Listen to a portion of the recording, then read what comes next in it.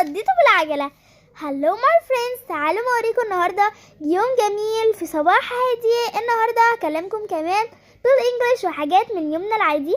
اول حاجه رحت كده في مكان مليان خضره وزرع واشجار. اشجار يعني تري يعني شجره.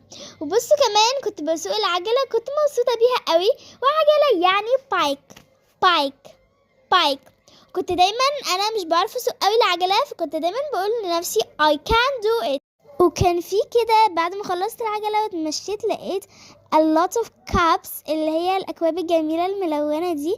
وتعلمت من اليوم النهارده حتى لو كنت I was scared but I tried، يعني ان انا حتى لو كنت خايفة اروح في مكان جديد وما يكونش حلو او كده، انا كمان حاولت. وبصراحة كانت مغامرة جميلة قوي.